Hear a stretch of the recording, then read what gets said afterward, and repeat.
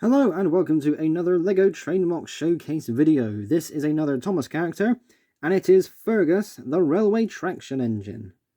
I feel pretty confident in saying that this is the smallest locomotive I have ever built for standard track, and it was so remarkable to put together. Because think about this for a second. You could build a steam locomotive with two tenders, or you could build a diesel that has an A and B unit, a giant, whatever else, something that's absolutely massive.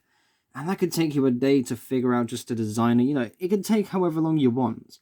But when it comes to something tiny like this, it can take just as long to figure out, okay, how do I make the boiler this small? How do I make the flywheel? How do I make this bit? How do I make sure it's all correct? And that was an amazing challenge. The boiler is a very small one, using a couple of small 2x2 slope bricks and a 2-stud wide connection points for everything to come together.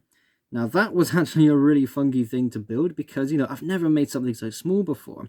And it's also really fun to see how the proportions kind of come together, like this buffer beam. It's only 6 studs wide, and yet it feels so in line, it feels so correct. There are other side details like some wiring, some other details, as well as the flywheel. Connecting it all together was just a lot of fun, and it is also quite simple at the same time. You just need the right shape bricks. I think the funnel and whistle are my favourite elements of this locomotive. Because it's so tiny, it's also compact, and yet here's this massive funnel just sticking up. I actually love this. Now there will be at least one person thinking this. Is the flywheel attached to the main drive wheel? And sadly, no. It was really frustrating to have to get the cogs in line. It became really bulky, the flywheel was not in the correct position. It just didn't go well, it was not meant to be. It does turn though, which is quite nice, but there's no real connection point to the drive wheel, which is a real shame because that would have made this a super cool model. Nonetheless, it doesn't take away from the detail, and I do adore that look. The cab is, well, minuscule, let's be honest.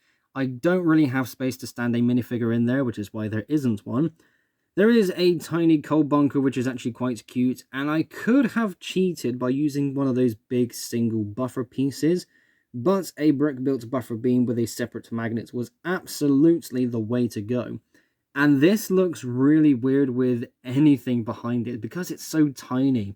Anything from an open plank wagon to an express coach. This thing looks really funny, but it also looks really good in its own way. And that is everything for this video. Thank you all ever so much for watching. This was a lot of fun because, like I said earlier, building giant things is fun in its own way, but something small like this is its own unique challenge.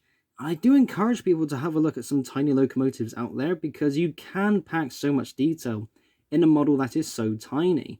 Maybe give your own railway traction engine a go because, again, this is such a cool and unique thing to have on my layout.